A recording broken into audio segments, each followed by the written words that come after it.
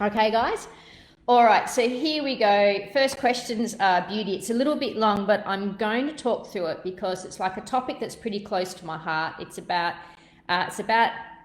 teaching contact and about creating softness in the bit, and it's something I'm very passionate about. In fact, it's the whole reason why I'm sitting here talking to you, is that it really was my come to God moment when I made one of my very beautiful horses mouth bleed. And that kind of sent me on a journey. If it wasn't for that moment, I wouldn't be sitting here. So I have spent a lot of my, a lot of time in the last, well, it's been probably over a decade now, really dedicated to understanding how to teach contact without doing brutal things to horses' mouths. Anyway, so let me present this question. Okay, so I have written under a coach, and her principles of teaching a horse to be soft are that you ride on a 20-meter circle and you're holding onto the horse with the outside rein, and you're constantly on, off, asking with your hand on the inside rein until a foot, on the inside rein for softness until the horse softens and gives. And you do this while you ride on a 5-meter circle. If the horse stays soft, you leave that 5-meter circle and you continue on to the 20-meter circle, okay? So if the horse gets resistant or whatever, you go down to a 5-meter circle, you hold that outside rein and you give and take the inside rein. If they go soft, you go out into the large circle. And if the horse doesn't soften, you go down the 5-meter circle again and you open the inside hand up, okay? So you constantly, another thing you also use your inside leg to encourage the horse to go forward, especially if they're against the hand, and you constantly ride around doing this exercise on one rein until the horse learns to soften and to stay soft and round, okay? Now, as the question asker said, it does work quite well, and the instructor claims she comes from a horsemanship background. However, I do find the horse becomes quite frustrated. The instructor says they learn from the release of pressure, and that they learn to stay soft and flex to the inside, then there's no more pressure placed on them.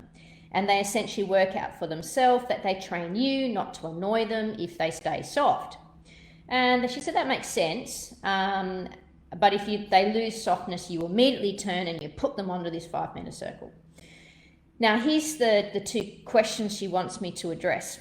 Okay, the instructor states that you can only go one rein the entire lesson and finish on that side. And basically, if the horse progresses, you then trot on that rein rather than swap sides. And this is because horses can't cross over from left to right in their brains, and you have to reteach the entire lesson on the other side, which is too much for their brains. The person who asked the question says, is there any evidence for this idea? No. Okay, so horses only have one brain. We do talk about left side of the brain and right side of the brain, and the left side of the brain and the right side of the brain do have kind of different functions, but the horse just has one brain. The whole reason why we talk about that you've got to teach a horse, cues on one side of their body than the other is because we're using pressure or tactile cues to touch them. Okay, so if someone, the horse has to learn that when you pick up the bit to say on the left-hand side here, that means to turn your face to the left. That means they also have to know that when you're touching them on this side doesn't mean you're touching them on that side. So that's why we've got to teach both sides of the body, because we're touching this touching here means turn there. Touching here means turn this way. So it's purely just because it's a tactile cue. It's not because they're this two-sided brained creature.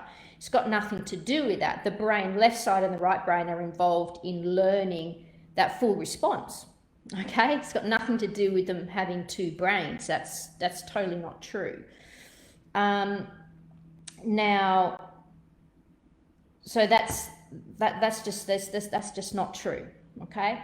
Now, when it comes down to the method, so this was the next part of the question.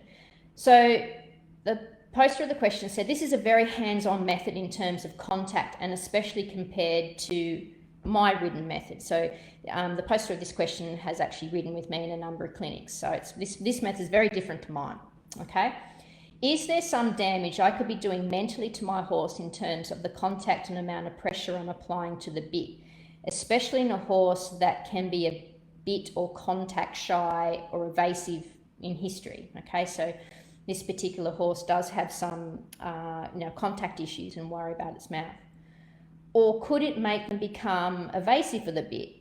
Or is this a solid method that would be okay to use? Now, the coach also states that my bit shy horse, that this will help her learn to accept the bit, because she learns it will only bother her if she ignores the pressure and doesn't work softly. She says if she can soften with the body, she can also soften with the brain. The actual reading that method just took me back 20 years, because that's exactly how I used to get horses on the bit a long time ago, that resulted in, might have resulted in my horse in a frame, but it wasn't contact, and it had a hell of a lot of problems. And, will that method work? Yeah, it will get a horse in a frame. Does it have, in my opinion, a heap of problems? Yes, a heap of problems, because it's not focused on teaching the horse, and it's not focused on what we're actually doing when we put a horse in the frame. And this actually boils down to really a problem between the translation of European languages and English. Okay, and this has been noted a number of times. There's some great articles on the internet. There's a really good one that you can find on there by Harry Bolt, but also there's a really good one of Stefan Peters, and both of those figureheads in just saying dressage, they both are. They're from Germany. Now, German is an incredibly descriptive language. Okay, they have so many different words. They have way more words to describe things than we do. And in fact, there's lots of things in German that just can't be translated into English. Our language is actually quite simple, doesn't describe things very well. So let me just give an example. So a horse example is, and this was actually brought up by Stefan Peters, who said this exact same, so did Harry Bolt. They both said this same thing that I'm talking about now. I'm not coming up with this myself. It was the problem with English, the problem with the English language, and trying to explain to people what we're actually looking for, because they're descriptive things that we look at, subjective descriptive things. So as Stefan Peters pointed out, that he has a big problem with the term on the bit. He says that's actually an absolutely terrible translation from German to English, because it actually, the word in German for what that means, or the German words that are equivalent to, that we think are equivalent to on the bit, actually means something different. He says the term on the bit would actually be better if the term muscle the horse up was used. He says by using the term on the bit, it puts all focus on the bit, when it actually has nothing to do with the bit, and it doesn't. And that's my journey with contact, is what I've learned. It's got nothing to do with the head, it's to do with the whole body, and more to do with the back. Okay, so when you learn, yeah, sure, you can go and seesaw or do this method, and you can get the horse to put its head in a position, but it's not about the head, it's about the whole body and the back. It's just not focused on the head. Okay, so you have to teach horses how to actually respond, and you don't make it aversive. Okay, and that's making it aversive. That's like going, well, if I just hold my head in this position, they'll leave me alone. No, because that's all about wanting to protect, wanting to avoid, when you don't want that. That bit is the horse's bit that you teach it to follow and seek into, because when they follow it, they're soft, and when they seek, they muscle themselves up. So, and I think I want to add another reason, because this is another reason that goes on top of why there are so many problems. And that method described there is what, when you go out and you have a lesson in Australia somewhere, or somewhere over the world, you're going to be taught to do something very similar like this, okay? Because I've been to so many coaches or whatever during my time, you know, prior to making my horse's mouth bleed, and they all told me to do the same thing. And some of these people rode at the Olympics, so it's not uncommon. That's not uncommon. So I'm not criticizing this person, you know, or this coach, because this is a common method.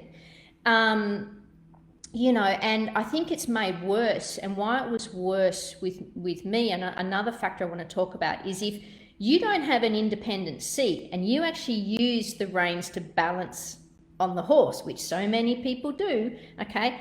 If you balance on the horse by its mouth, it is also going to never really get that release of pressure. So you're just going to end up with more brace and more resistance. And I really think when I sit there at adult riding clubs and I see people like riding around and all their horses are above the bit, or they're fighting, or, you know, the horses are in bad posture and they're all hollowed back and everything like that, I just sit there and go, you know, I could change these people's life in like, give me 30 minutes with them, because they're just missing this one thing. They're all like balancing on the horse's mouth and not knowing how to teach the horse to just follow the bit and seek. You know, it's actually not hard. The only thing you've got to do is like just, you know, be patient with the horse as they learn it and get good with it. But the other thing they need is that independent seat. Like that just encourages people just to hang on to horse. They don't even know they're doing it, that they're hanging on. Okay, and balancing on the horse's mouth. Therefore, the horse is never getting a release of pressure, and therefore it's going to do something to protect itself, and that's normally bracing its face. And it's, you know, and then you got brace in the face, brace in the neck, you got brace in the body. You haven't got proper dressage training going on or anything like that. Yeah, so, you know, if you have an independent seat and you use such a method, you might have a chance that it may work, but it's just risky and it's just full of potholes and problems. And you got a horse there that, you know, horses need to think that bit's there, that they control the pressure on their mouth. That's how you keep them soft in their mind, is they don't think this thing in their mouth is going to damage them in any way or hurt them in any way. You don't want to hurt them with a bit. That's why horses that have contact problems, that's what they're worried about. You know, then people, they all use this method, and then they talk about bad hands, and, you know, people have bad hands, and it's just like, well, what's that? Anyway, my rant is over. So as I said, that just took me back quite a long time. You know, that's the standard method that you can get taught out there, but, you know, I don't recommend that. I recommend teaching, waiting the horse to be patient. You teach them to follow the bit, you teach them to seek into the bit, and it's more about their back. It's just not a frame. If you want a frame, go for that. But it's just full of risk. And no, horses don't have, you know, they got one brain, they got two sides of their body. The reason most likely why you just go one rein is that you fight with them on one rein and you get them kind of, you know, you fight with them into this position where they'll hold themselves there. And if you go on the next rein, you're going to have the whole fight again, okay? Because it's all an aversive punishment form of training. Okay, so I don't recommend that. Okay, all right, I stopped there. All right, so has anyone got any comments?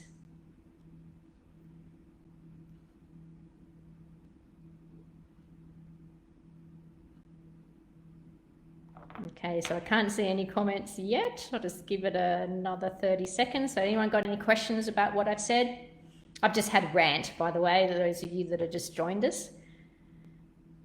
Okay, so Sharon, one thing I can't work out is how race horses go forward so well with how much they get pulled back.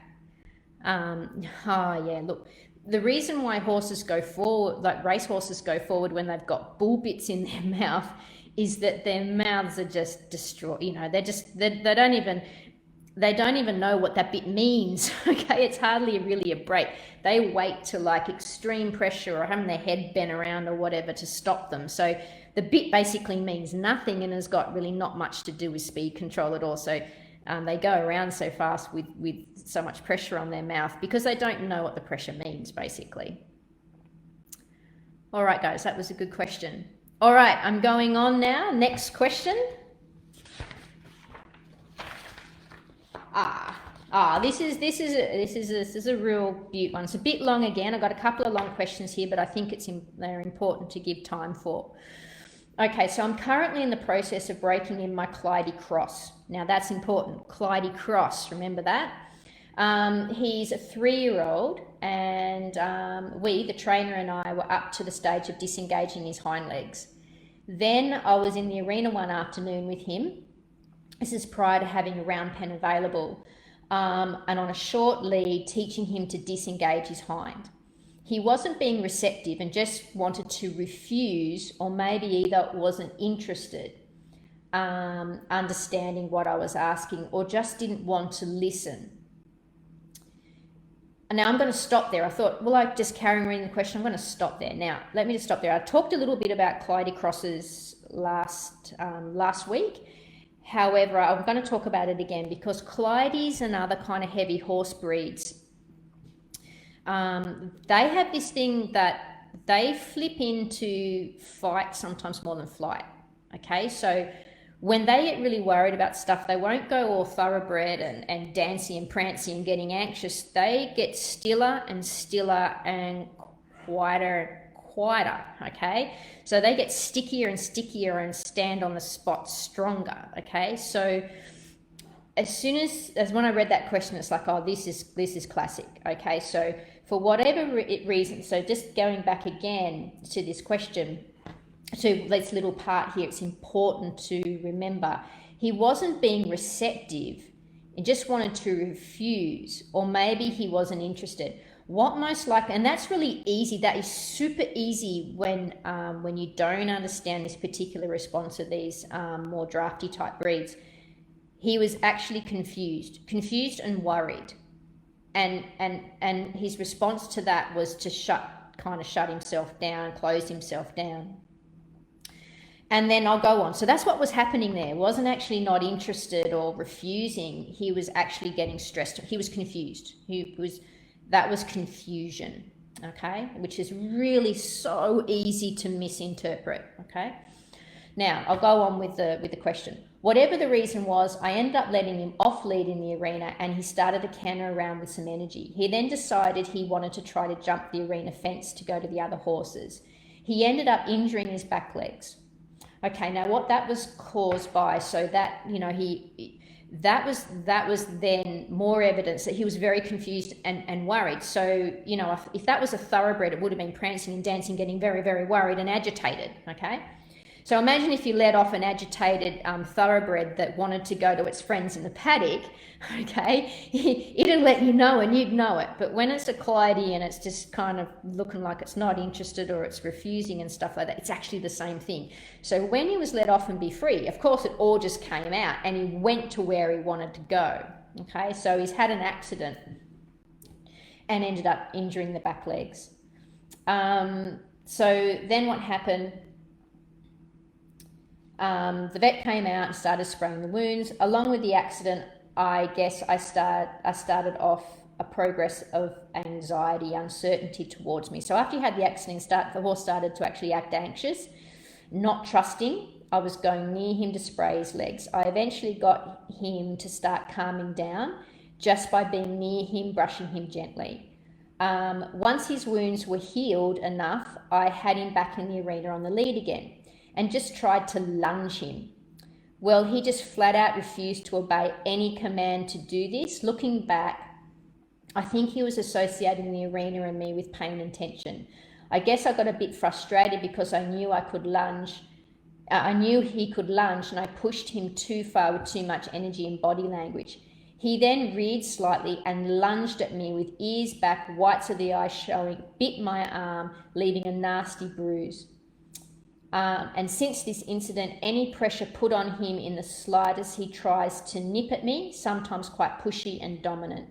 If I don't ask anything of him, he's fine. I feel like I've damaged his trust in me and or ruined our bond we were forming. This is all my fault for not listening to him.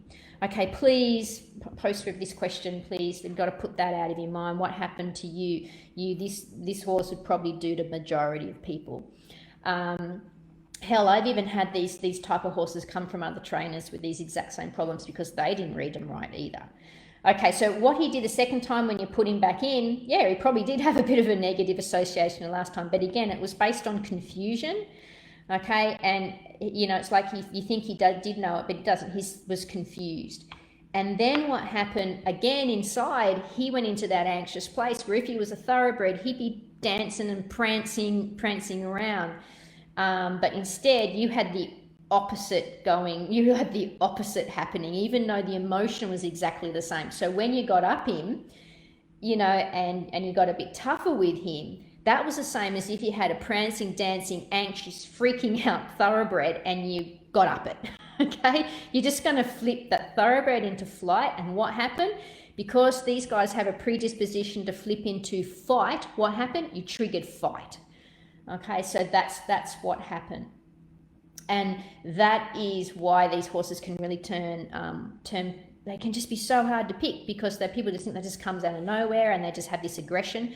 But as I say it again, draft breeds and certain breeds have a predisposition to flip into fight, not flight. Okay, the majority of horses that people work with more flip into flight. So you're used to seeing horses being dancing and prancing and letting you know with, you know, waving flags and everything they're upset. It's way harder to pick the draft type, heavier, cold blood breeds that when they get worried, they look like they're getting quieter and lazier and more ignoring you. But on the inside, they're freaking out, okay? And when you push them, they flip into fight, okay? Really, really easy thing to miss. Now, the questions are, is it too late to get back this trust? And if not, where do I start from and what I do? Absolutely you can. That is the beauty about horses. You know, they are like, and I tell people this all the time, they're like bendy metal. You know, they're so trainable and they're so gentle. Okay, you can get this horse back. Absolutely. And she's now purchased a round pen. Please help. This is the place to start, because that horse, another thing they do, they actually do struggle to lunge and learn to move their feet, because when they get worried, they do hug the ground, right? They do this thing of not wanting to move. So the things that we get them, that we're trying to teach them, are things that require them to move. And when you get worried and you don't want to move, you don't learn them as easily. So you've just got to make the responses so easy. So round penning is the absolute best place to start. You've got nothing on their face. You're not asking them to step their legs anywhere. You're just going to be using the drive line, okay, of the horse, a naturally inbuilt thing that if it feels pressure behind the drive line, it's got an instinct inside it to go forward, okay? So you're going to be using a round pen's beaut because you're just going to be working on things that are instinctual inside them. So you're going to be triggering that, which is going to make it easy for this horse to learn. Okay, and once all this horse needs to do to get this horse back is just to teach him. That's it. Just to teach him and let him know that he can understand you, he can navigate you, and you are consistent and reliable and you make sense. So absolutely. So please don't stop beating yourself up. This happens to so many people. In fact, I will tell you, most people know that my number one problem horse is Frisian and Frisian crosses, and they're a most docile, beautiful breed, but they're so easy to misread. And also Clyde crosses, Percheron crosses, a whole lot of cold bead crosses are really, really tricky horses.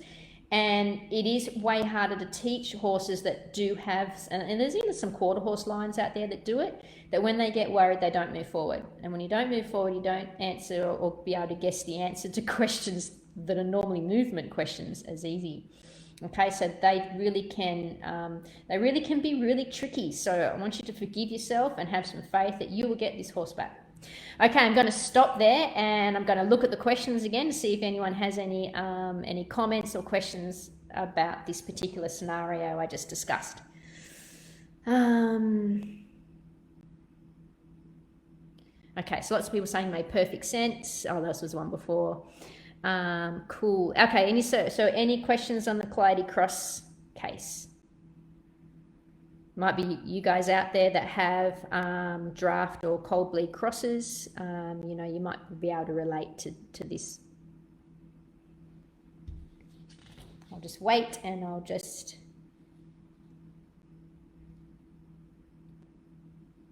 find my next question. All right, cool. I'm glad you found that interesting, Hayley. That's cool. Alrighty, okay, moving on with my next question. Okay, let's have a look. Okay, so when your horse is being ridden and he's starting to lose interest and enthusiasm in something that he used to enjoy, what can you do to get them back to enjoying what they're doing? And hopefully this question isn't too confusing. This is a really good question, okay? Because lots of people get very worried about their horses being bored, or they're getting bored by this, or they're not enjoying it anymore, or anything like that. Now I'm going to give, you got to have a thought process of when you're working a horse. You got to have some understanding behind you, okay? And then you got to have like a process that when you're working a horse and something happens, you got to have a way of dealing with it, that you got to do plan A doesn't work, you got to go to plan B. And I'm just going to run through what you got to do here with this particular scenario, because I do get asked this kind of thing a lot. Oh, I'm just worried my horse is getting bored of it, sick of it, blah, blah, blah. I don't think they like working in the arena anymore, or, you know, they're finding it boring. I get that a lot. And this really is what that relates to. Now, with a horse to perform, and this you'll find in my Calm, Willing and Confident Horse course, the things to know about horses, is that a horse has to understand what you would like it to do. So it's got to understand, it's got to have clarity. It then has to be motivated, and it has to be confident. So any response a horse gives you will be laid with, does it understand, is it motivated, and is it confident? So when you get a poor response, there's either going to be a lack of clarity, a lack of motivation, or you got a confidence problem, okay? So if I get on a horse and ask to go forward, and it gives me this lackluster response, okay, I give it a gentle squeeze of a horse normally that goes off that, and it doesn't, and it kind of ignores me, or there's a delay, that puts a little like red exclamation mark above my head. It's like, why was that? Okay, because that means that response was not normal. Okay, does the horse not understand? Is it not motivated, or is there something it's not confident with? Now, if I'm just at home in the usual arena and nothing's kind of changed, there's a good chance just not being motivated. Horses like us have varying levels of motivation, okay, and there can be numerous things too. It can be the time of day, it can be the time of year, it can be if it just rained, because, you know, you're competing with the horse for a lot of things, but also they're just like us. They can have days where they just don't feel like it, or they're just, because remember, they're the one that's hauling us around on their back. You know, there can be a lot of things going on there. So a lot of the problem is when people say, I just don't think my horse is motivated. Well, it just doesn't feel like it, or they're getting bored by it. What that means is there's a good chance you haven't topped up their motivation. And there's that need when we all talk about, we know we've got to be consistent when we ride, but being consistent, its main most important reason is that you're always conscious of the horse giving you a consistent response. So if you ask it, it should be going off a gentle cue. If you're always having to go up and giving it a whip to tap forward, that means that response isn't good enough. The horse, you've got to make sure that you pick that up. You know, that horse, I had to go to a click and a whip tap for that. That's not right. And so you got to have a high standard. You got to have a standard, okay, that you expect. And my standard is that when I train a horse, I don't want to have to go using whips, okay, or threatening it in any way. So if I ask a horse to do something and it doesn't do it off that light cue, it either means it doesn't understand, not motivated, and not confident. You know, and then I'll look at the context, and there's a good chance it's just not being motivated, which means what I'll do is I'll go through and I basically work on that cue. So I'll ask them to go forward, or follow through with my cues and my pressure to make sure I'm topping up that horse's motivation, to remind it that it's got to go forward, because there's a consequence to it if they don't. So you've got to reboot the motivation in the horse's head to actually respond to you. Okay. So first of all, I will always do that. And that means that, you know, if the horse is motivated to respond to you, then you get that more enthusiasm, okay? If you just let it go and you sit on there worrying about what they think, and if they don't, you don't fix it and you don't address it, the horse is just giving you a lackluster response. There's been no consequence to it. So their motivation just continues to plummet. And then they get to a point when you ask them, they'll go, what if I give you a completely different response? Okay, because when you keep your horse's motivation up, you're going to run into less trouble, because it's motivated to give you that response. if you end up kind of ignoring it, being a bit wishy-washy and not, and not being consistent and just allowing just to nag them along, that horse's emotions get more and more negative and more experimental about what it might do instead when you ask it. Okay, so making sure that you ask, you note how well the horse did it. If it didn't respond like off that nice light cue, note it. And I just get, what I do immediately, if I get a bad response to something, I stop and I do it again. I'll repeat, I'll work on that cue until it's good again, and then I'll move on. Okay, but I never let it go, because if I let it go and I let that lack of motivation fester, that's when things go pear-shaped. Okay, now the next thing that can happen of why this could be happening, because you also got to have, as I said, my thought process is work on clarity, motivation, confidence. I target that, and normally in this case it's normally the motivation. Okay, however, it can also be a sign horse is not comfortable. Okay, maybe it's developing arthritis. Okay, maybe it's hurt itself. Okay, maybe there's something else that is actually demotivating them from performing, and not just their own natural levels of motivation to work hard. Okay, maybe there's something else demotivating, and that's normally pain or discomfort. So by doing what I said before, by making sure you address how well they're performing it, that lets you know whether there's something else. Because if a horse has something else going on, what will happen when you focus above, like I said, of just retraining it and making sure the horse is motivated, what happens is that it won't help it. Okay, because it's not going to take the pain away. That so then if you've addressed it and you've gone over it forward and backwards over this particular response they're not doing well, and it's still not well, or it gets better then falls in a hole again, that is red flag that something else is going on.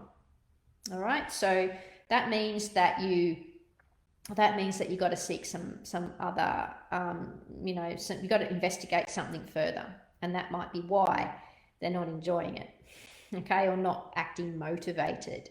So that's how you got to look at it, and that's the process. Okay, all right, so any questions on this? I'm just going to take just a few seconds just to have a look. Anyone else got anything else to say about that thing I just talked about, when the horse doesn't seem to be enjoying it, and can you get it back?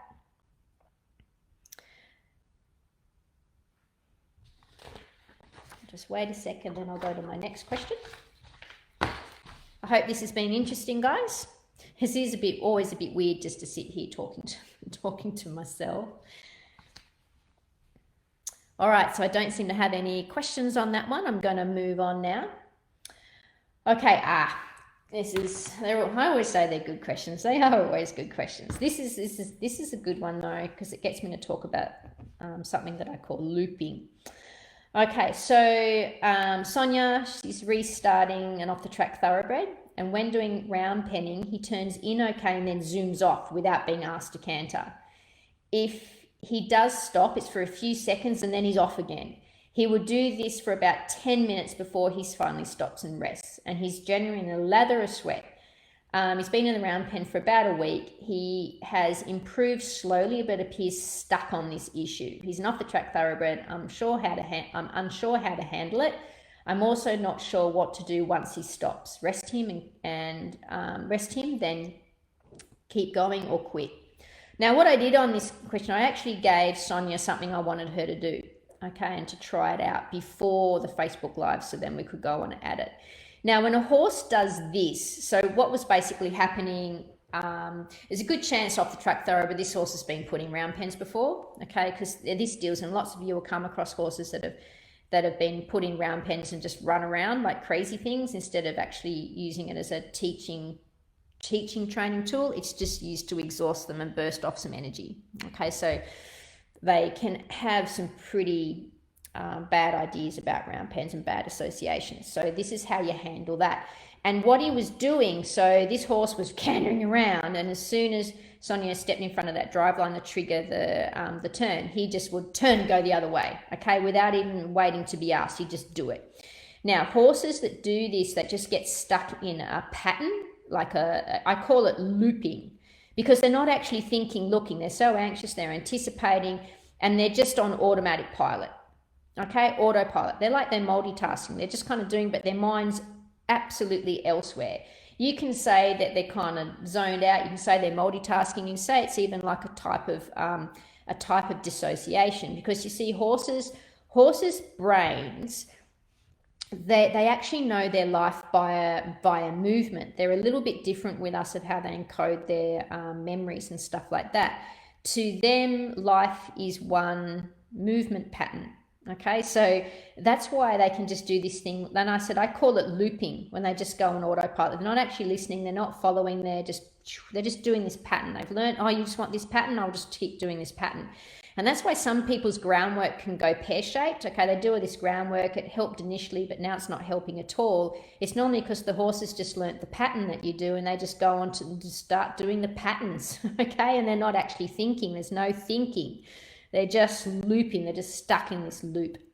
So what I asked Sonia to do is that I asked her what I want her to do is that if he turns without her asking, is just for me to step in front and turn him again, and just keep doing it until he stops and faces up. But not to do it in any aggressive fashion. You just got to be real calm within yourself. They turn, step in front, trigger the turn again. Just keep doing that, and what will happen, and just wait, and what they'll do, they'll stop and they face up to you. Now, the only little thing that I did there, I didn't say that when he faces up, just let go of all pressure. Okay, just let go of all pressure. Because when Sonia reported what was happening, she first of all did it in a terrible thunderstorm. Okay, that would have been fun. Is that he turned to come in and she sent him off again. I just would have put this little bit of pressure on him to get him to stop, but I probably wouldn't have sent him off again. If he made that change of thought, I would have rewarded him for it, but I didn't tell you to do that, so that was my fault. But anyway, you did it again and he got a little bit better. But you did say something interesting here, is that his breathing was kind of interesting through the whole process. It got big and noisy with very little work, and then it slowed and softened. It was big and noisy because that's the angst, because that's what's doing when he's just looping. Horses, they're somewhere else. Okay, and what you're doing when you kept turning him is that you actually challenge him. You're rattling him out of his zoned out, multitasking, looping headspace. Okay, and that's challenging. And then you got him. So she said the second time she did it, took a fraction longer to stop going off in his own, but when he did, it was much less frantic than usual. So that's good, softening. Okay, and once he did stop, he would stay still as long as I didn't move. Okay, now this is the bit that I want to address. So he ended up stopping, and he would stay stopped until Sonia moved. Now this could be adjusting her zipper or checking the phone. He'd go off again. Okay, so it would kind of, I think what Sonia was saying is that it made her stay stock still, and she didn't want to move. Okay, don't do that. Move. If he went, you just got to be relaxed and just just move, just relax. Okay, if he zooms off again, just turn him. Just do the same thing. Because by you standing stock still is kind of playing into his kind of paranoia that as soon as you move, he's got to do something. Basically, it's the horse being oversensitized. They're picking up everything to it's anxious behavior.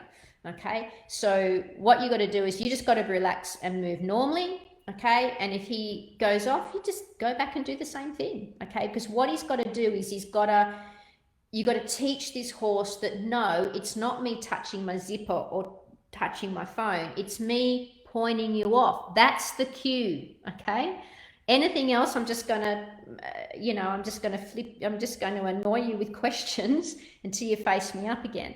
Okay, so with this horse, what I do now is that, stop, brilliant, he's nearly there. Okay, but then just move normally, be relaxed, be normal. Don't try to protect him and not move, just be normal.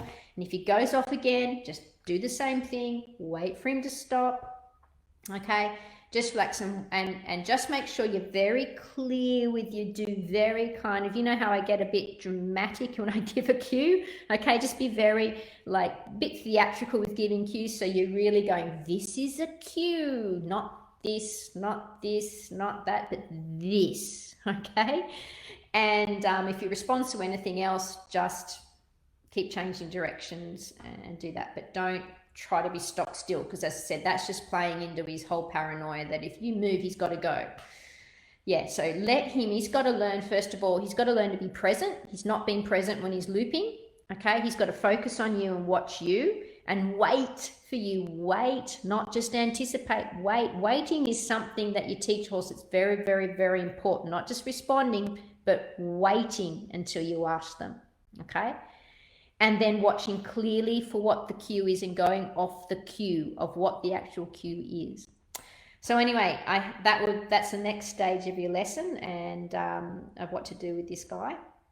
And we'll see how we go. So let me know. So now I'm just going to go to the comments to see if I got any comments.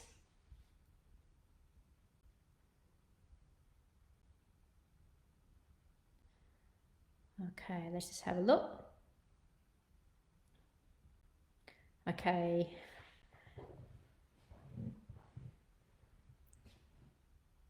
I'll get back to that one. So yeah. That's good. I'm glad I'm explaining things well. It's work related, okay. Good, thanks. Okay, so Catherine Knoll has the same issues with some off the track standardbreds. Absolutely. These are actually the thoroughbreds we're talking here. So this is actually the difference between the thoroughbreds and the Clydes and the draft breeds and everything like that. So yeah, you won't get a lot of looping, in movement looping from anxious cold bloods. Okay, you more likely get them being, which actually she just said, what about when they get offended?